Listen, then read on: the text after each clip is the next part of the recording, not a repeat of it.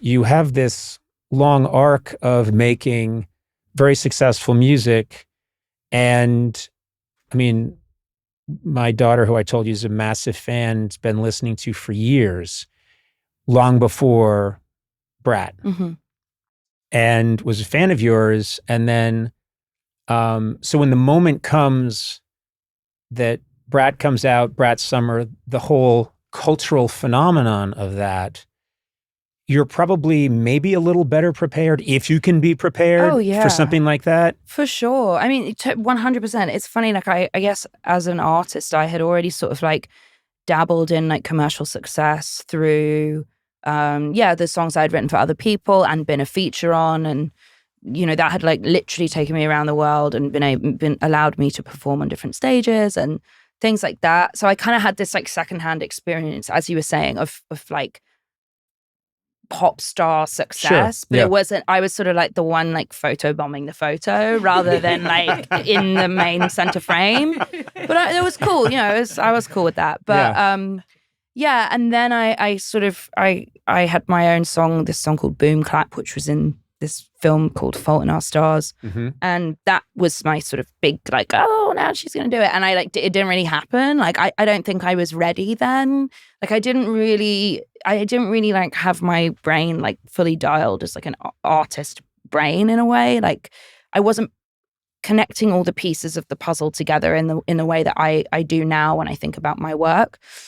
And then after that, I kind of like went into this other world of, okay, now I'm going to kind of really like make underground stuff and work with like my freaky friends and things like that.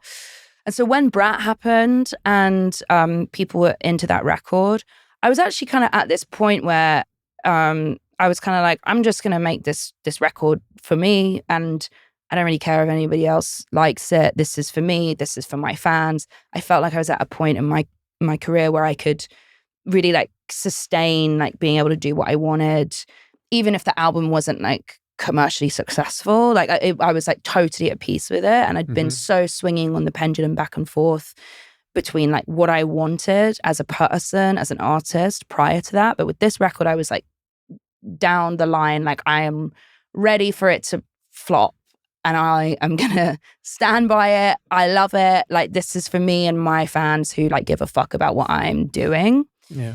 And then obviously like it didn't really happen like that. Like a lot more people than my hardcore fan base were into the record.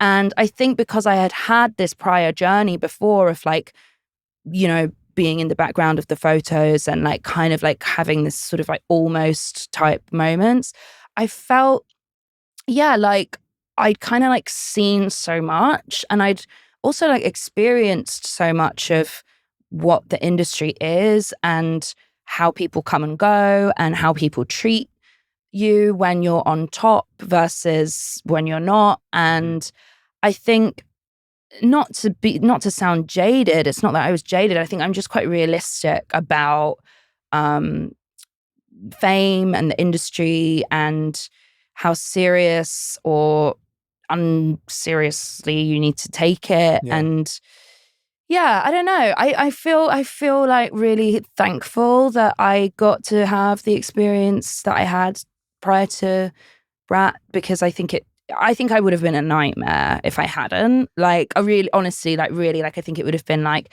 quite a dangerous like concoction of things all coming together. It makes you feel sorry or have empathy for people. There are people that have that when they're 19, 20, 21, and oftentimes that can lead to drug addiction, mental illness, because I don't think people are meant to experience that. 100%. And it's not something biologically we're meant to be able to handle. I'm just curious because there's a little bit of false modesty about Brat. It wasn't just successful. There's very few times can you say that an album is a cultural phenomenon. This really was. It was artistically a smash, but it took on a whole life. The color and font of the album became a thing. that's when you know you've done something interesting. Yeah. Do you know, when, you know, you're passing by a coffee shop and the color on the font is telling you buy a mochaccino and you're like, okay, this doesn't even have anything to do with Brat. Yeah. They're trying to use Brat to sell a mochaccino. Yeah. This is weird. Was there a moment when you've had success before, you'd been playing before people for a long time? Was there a moment that crystallized for you where you thought, oh my God, this is weird. This is big.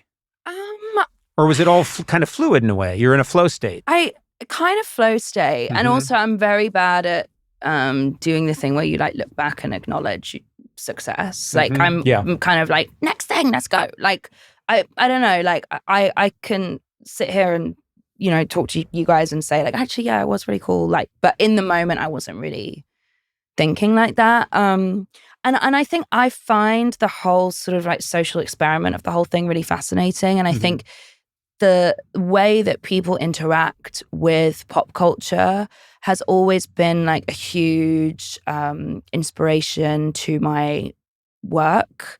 And so for me, this was sort of like, oh my God, this was like the cherry on the cake of everything I had ever hoped for, because it was so interesting to see how people, fans, haters, brands, presidential campaigns were interacting with, you know, what I was doing. And I found it very, very, fascinating the way that, like trend cycles happen. And it's like, that's always been such interesting fuel for me and for my work. Like I'm fascinated with how people engage with stuff like that.